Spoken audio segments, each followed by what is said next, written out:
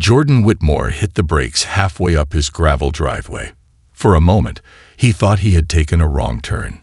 But no, the cracked mailbox with his name in fading stencil letters still stood at the edge of his property, and the hand-carved sign reading "Private Land, No Trespassing" still hung from the tree. Everything was the same, except for the bridge.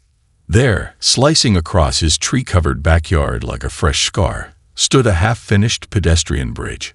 Wood planks, concrete pylons, and scaffolding snaking into the ravine behind his house.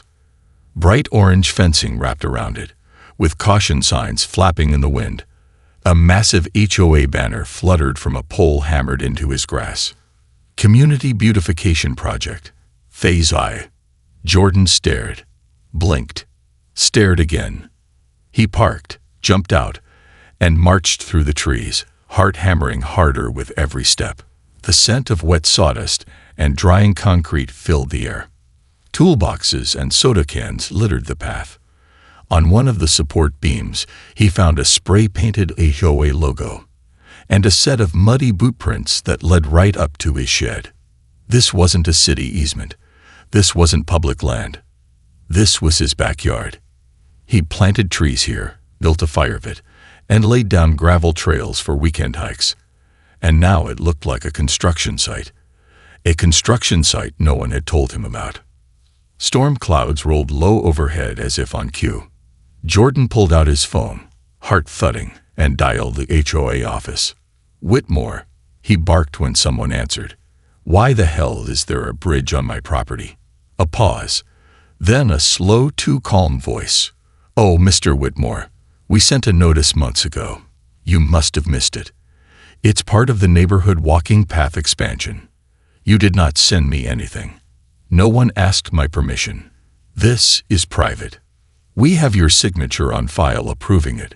The woman interrupted. "You signed off during the annual meeting in March." Jordan clenched his jaw. "I was in Denver during that meeting, and I sure as hell didn't sign anything." The voice faltered for a beat, then smoothed back into corporate cheer. "If there's been a mix-up, we'd be happy to review it. But construction is nearly complete, and the bridge passed initial inspection. It's quite a lovely addition, don't you think?" He hung up without replying. Lovely addition. They had trespassed, defaced his land, and forged his consent. No warning, no call, just steel, concrete, and banners flapping in the wind like nothing was wrong. He took a few pictures, zoomed in on the fake signature line, and muttered to himself, "You picked the wrong guy this time." And just then, from somewhere in the trees, he thought he heard a faint click, like a shutter. A camera. He spun around, but no one was there. Only the wind in the leaves and the bridge, looming like a silent threat. The next morning, Jordan walked into the HOA office with steel in his spine and a folder full of printed property records. The air smelled like citrus cleaner and smug control. Doris Greaves, the HOA president, looked up from behind the front desk with a plastic smile that didn't reach her eyes. Her gray blazer was crisp, her pearls perfect. Everything about her said, "I've already won." "Mr. Whitmore," she said sweetly. "Back so soon." "You built a bridge on my land," Jordan said flatly. "And you forged my name to do it." Doris didn't flinch. Instead, she turned to a drawer behind the counter, slid out a manila folder, and passed it across like it was routine. "We have everything documented. You approved Phase I during the spring meeting. See, your signature, right there." Jordan stared at the paper. The name scrawled across the bottom was his, technically, but it was too clean, too straight. His real signature tilted to the left and always ended in a long, dragging slash. "This is fake," he said, holding it up to the light. "I wasn't even in the state that week." Doris gave him a look like a kindergarten teacher dealing with a stubborn child. "We take homeowner involvement very seriously. If you feel this was mishandled, we invite you to submit a formal complaint." Jordan's knuckles whitened around the folder. "And what happens to the bridge while you're pretending to review this complaint?" She smiled. Testing continues next week. You're welcome to attend the opening ceremony." He left before he said something worth getting arrested over. As he walked through the neighborhood, he passed 3 houses whose owners he knew well. Normally friendly, always willing to chat. But today, shades drawn, doors shut, no one waved. When he knocked at one house, the Jensens, they opened the door just a crack. "Jordan," said Mr. Jensen in a whisper, "please, don't stir things up. It'll blow over." "It always does." "What do you mean always?" Jordan asked. But the door clicked shut before he got an answer. Back home, he studied his property deed again. No easement, no public right-of-way. Just his land, corner to corner. So how did they build a bridge on it without anyone stopping them? He opened the county website to search permit filings. Nothing. No bridge. No inspection records.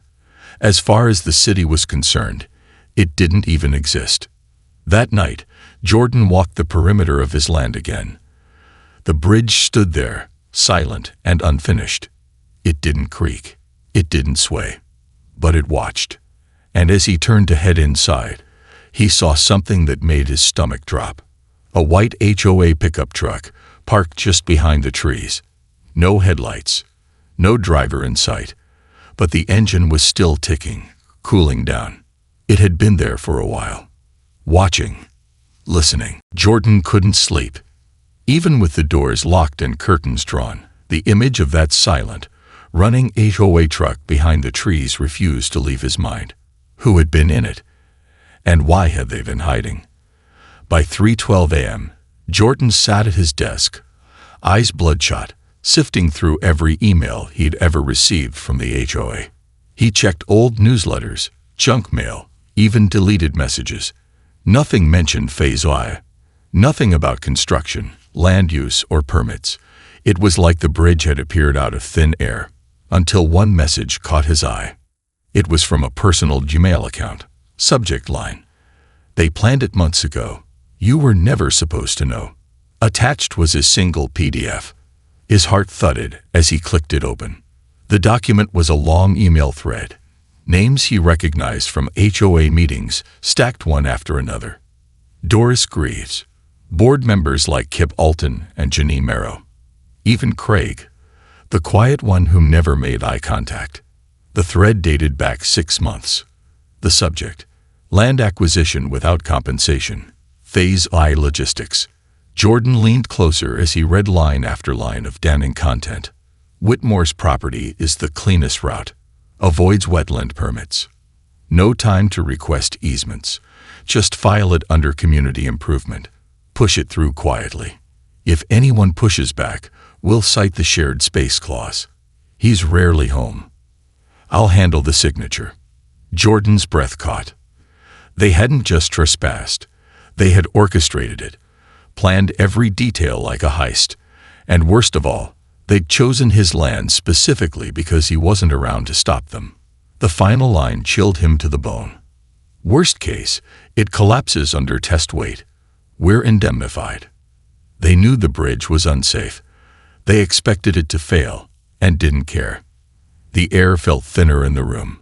Jordan immediately printed 3 copies, stashed one in his safe, and emailed the file to 2 different burner accounts.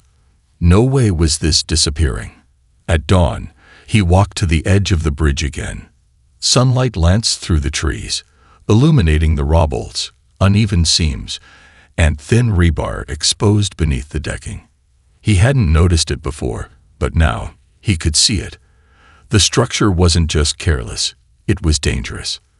And they were going to parade families across it next week. As he snapped photos, he noticed something wedged between the supports, plastic zip ties, freshly cut, laying in the dirt. A few were still looped around the base where they had once secured temporary braces. Someone had removed safety supports early. That wasn't an oversight. It was a shortcut. Or a setup. Behind him, the crunch of gravel. Jordan spun around. A man stood on the edge of the trees, slight, nervous, pale. Craig. "I shouldn't be here," Craig said, looking over his shoulder. But if you don't stop them, someone's going to get killed. Craig's hands trembled as he pulled a folded paper from his jacket. He shoved it into Jordan's hand like it was burning a hole in his pocket.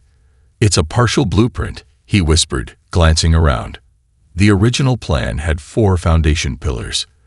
They only poured 2. Jordan opened the page. It was a scan of the bridge's design, except the red X marked things that had never been built. Load-bearing columns, cross supports, critical structures completely ignored. Jordan's gut twisted. "Why?" he asked. "Why build something that's doomed to fail?" Craig wiped sweat from his forehead. Because Doris needed a big win before re-election. Fast results, ribbon-cutting ceremonies. Everything for the optics. So she's risking lives to win a damn vote. She thinks it'll hold up long enough. The bridge isn't supposed to last. Just look good for a week. Jordan stared at the blueprint, disbelief melting into rage. "You're just as guilty if you don't stop it." "I tried," Craig said, voice cracking. "But the rest of the board, they shut me out. I'm not on the emails anymore. I'm being watched." "Then help me expose them." "I can't," he said. "Not openly. But if you're smart, you'll get out of the way before someone makes you disappear too." He turned and vanished into the trees. That night, Jordan sat on his back porch in the dark, shotgun across his lap, every light in the house off. The woods were too quiet. His land, once a peaceful haven, now felt like a trap. At 2:13 a.m., movement. A truck, no headlights, eased down the trail, its engine a low purr. Jordan slipped into the shadows, phone in one hand, camera app ready. 2 figures stepped out. No uniforms, no safety vests, just black jackets and tool belts. One carried a socket wrench. The other yanked open a supply box near the bridge's base and began pulling out bolts. Jordan crouched behind a tree, camera rolling. Every turn of the wrench echoed like a gunshot in the silence. They weren't building. They were removing pieces. Sabotage. He stepped on a twig. Snap. Both figures froze. One shined a flashlight into the trees. Jordan held his breath. Then the light clicked off, and the 2 scrambled back to the truck. Tires spun in dirt. The truck peeled off into the night. Heart racing, Jordan replayed the video. Clear shots of the truck, the tools, even one of the saboteurs' faces in profile. That was Kit Alton, HOA treasurer. The next morning, he went to retrieve his trail cam footage. It was gone. The tree it had been mounted to was hacked halfway through, the bark shredded. Jordan stood still, pulse pounding. They'd known where to look. They were watching him too. And now, the bridge wasn't just a symbol of greed. It was a loaded gun with a ticking trigger, and someone was pulling out the pins. At 12:47 a.m., the knock at the door wasn't loud, but it was fast, urgent, like someone trying to be heard without waking the dead. Jordan slid his hand across the shotgun beside the door and peeked through the peephole. It was Janine Merrow, the HOA secretary. Hair disheveled, eyes wide. No car in sight. Just her, alone, standing on his porch like a ghost who'd realized too late she was still among the living. Jordan opened the door halfway, gun still hidden but ready. "You've got 60 seconds, he said. "Start talking." "I shouldn't be here," she whispered. "They'll bury me if they find out. But you need to know. What happened to your land? That wasn't just about the bridge." Jordan let her in. Inside, she paced like a woman being hunted. "You remember that memorial fountain last year? The one that cracked 2 weeks after the opening?" "Yeah," Jordan said. "Didn't they say it was a weather flaw?" Janine shook her head. "It was poured with expired cement. Kit cut the quality to pocket the overage. Craig tried to report it. Next week, his tires got slashed. HOA called it coincidence." Jordan crossed his arms. "So this is what now? The confession tour?" "No," Janine said, eyes locked on his. "It's a warning. You're being set up. Doris knows you're documenting the sabotage. She's building a case, painting you as a domestic terrorist, claims you're threatening the community and planning to destroy the bridge. Jordan felt ice in his blood. "I have footage," he said, "of Kip and another guy dismantling bolts at night." "She knows," Janine said. "That camera on your shed, it's a dummy. They swapped it 2 nights ago. You're compromised, Jordan." "Why are you telling me this?" "Because I didn't sign up to hurt people," Janine whispered. "And if that bridge collapses next week during the community walkthrough, with kids on it, it'll look like you did it." Jordan stared at her, calculating. Was she trying to bait him, or was this guilt real? "Do you have proof?" he asked. She hesitated, then pulled a flash drive from inside her jacket. "It's all there," she said. "Board meeting recordings, backdoor texts, photos from the construction shortcuts. I downloaded it from Kip's laptop while he was drunk at the mixer." Jordan took the flash drive like it was made of glass. Carefully, slowly. "You can blow this whole thing open," she said, "but if you make the wrong move before you're ready, they'll erase everything." Outside, a car engine rumbled faintly, then faded. Janine bolted upright. "I have to go. If you don't hear from me again, don't trust the new landscaper. That's not his real job." She vanished into the darkness. Jordan locked the door, turned out the lights, and stared at the flash drive glowing in his palm. Truth was on it, but so was a target. Jordan sat in the dim glow of his laptop screen, heart hammering like a piston. The flash drive Janine had handed him felt heavier than it should. He double-checked the curtains, triple-checked the locks, then plugged it in. The folder opened instantly. No password, just one file.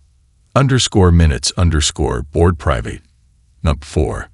He clicked play. It was a hidden camera recording. Grainy, poorly lit, but the voices were unmistakable. Doris, Kip, Craig, Janine. The others sat around a long table with wine glasses and expensive catered food. But the tone wasn't casual. "Jordan Whitmore will become the example," Doris said coolly. "If we're to maintain full control of the development budget, we need a common enemy. He's isolated, off-grid. Perfect."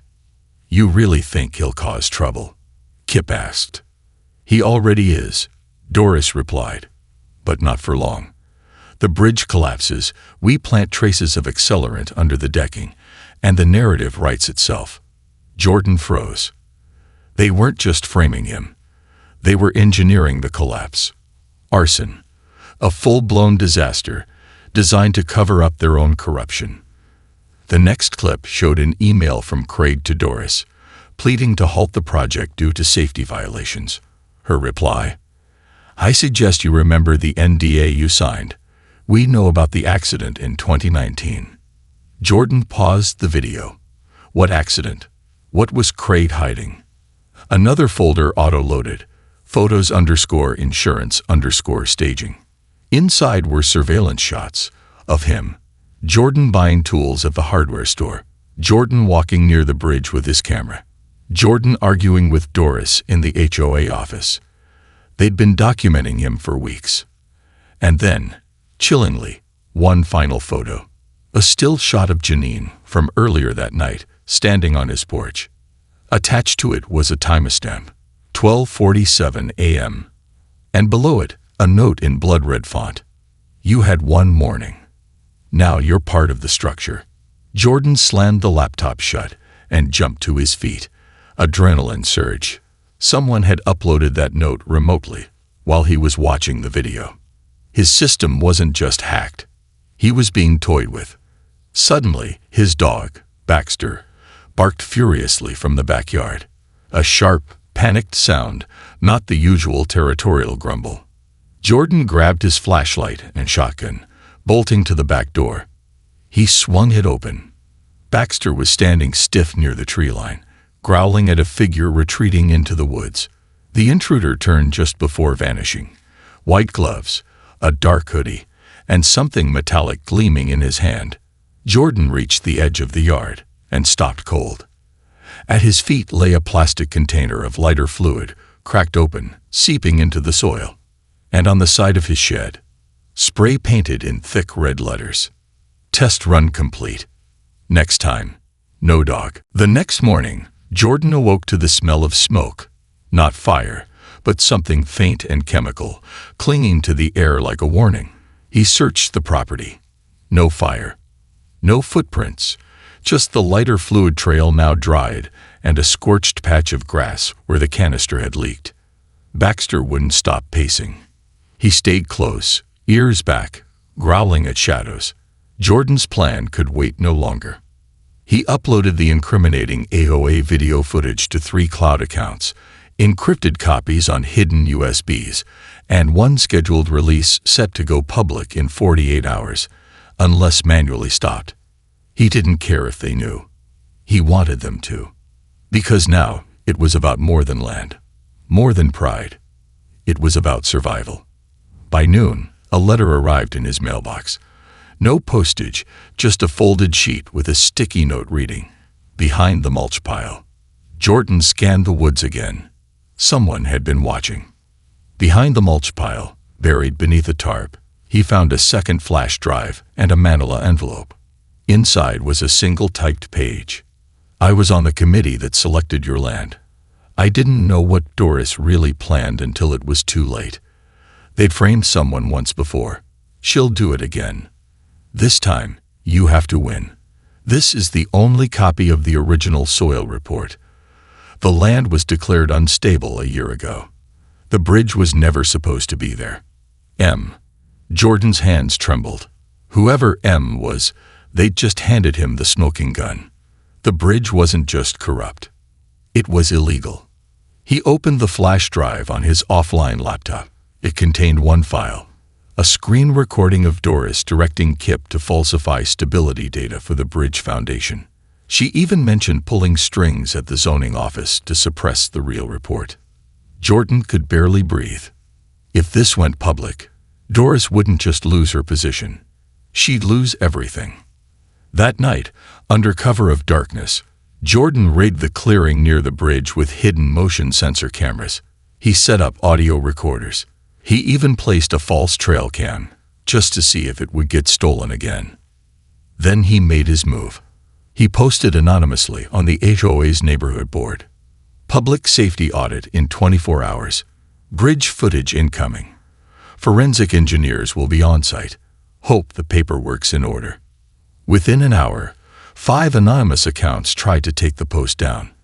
Then, a moderator locked it. Jordan smiled. He had their attention. That night, another figure returned, caught on camera at 2:44 a.m., removing tools and cutting wires at the bridge base.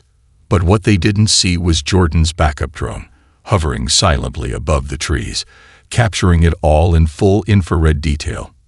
Now he had faces, motions, times, evidence. And the bridge, it was worse than he thought. The wood had warped under pressure. Nails were shearing off. If anyone stepped on it during the weekend walkthrough, they wouldn't step off. Saturday morning. Clear skies. Birds chirped in eerie contrast to the storm boiling beneath the surface. The HOA's grand bridge walkthrough ceremony had begun.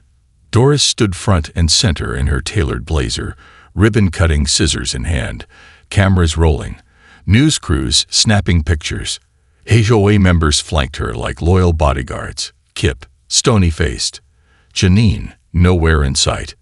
And standing at the edge of the crowd, holding a leash and a flash drive. Jordan Whitmore. He'd dressed like any other homeowner. Plain shirt, ball cap, sunglasses, but his eyes never left Doris. Neither did his drone, hovering silently above. As the ribbon fluttered and applause rippled through the air, Doris turned to step onto the bridge with her signature smile. She only made it 2 feet before Jordan's voice cut through the crowd. "Don't move." All eyes turned. He stepped forward, projecting his voice for the cameras. "This bridge is a death trap. I have proof that it was built illegally, sabotage, and is scheduled to collapse." Doris froze, caught between PR and panic. "Excuse me, security." But Jordan was faster. He tossed the flash drive toward the press van. One of the reporters caught it. "Check the folder named Sabotage," Jordan shouted. Video of HOA members dismantling support bolts, falsified soil reports, and tonight's final. A new video showing someone on this very board rigging the bridge with thermite gel. Last night. A murmur surged through the crowd. One of the engineers on site whispered to another. Reporters scrambled to plug in the drive. Doris tried to retreat, but Jordan blocked her. "You threatened me, framed me, endangered kids, and you," he pointed to Kip, "tried to burn down my property with my dog inside." Then, suddenly, movement near the ribbon. A man in a reflective vest stepped forward. It was Craig, holding a secondary copy of the flash drive. "Backup's in my cloud," he announced. "Janine's gone. She left town last night. I think she knew this would happen." The crowd erupted. Reporters swarmed Doris with questions. Then, it happened. The bridge groaned. A low, sickening creak echoed across the clearing. One of the support beams under Doris's foot snapped, sending a visible crack spidering across the walkway. Screams. People scattered. Doris stumbled back and fell onto solid ground, but inches from the splintered edge. The bridge sagged violently. One of the camera crew's drones caught the entire collapse live as the central section plunged into the ravine, splashing debris into the creek below. No one was hurt, but no one was fooled anymore. 3 weeks later, Jordan stood before a state zoning board, testimony televised. Kip, indicted. Craig, whistleblower immunity. Doris, arrested mid-speech on corruption charges. As Jordan walked home that evening, he paused at the church tree near his old trail cam. Someone had carved fresh letters into it. "Next time, dig deeper. M." He stared. There was still one ghost left in the machine. And maybe, just maybe, the game wasn't over yet.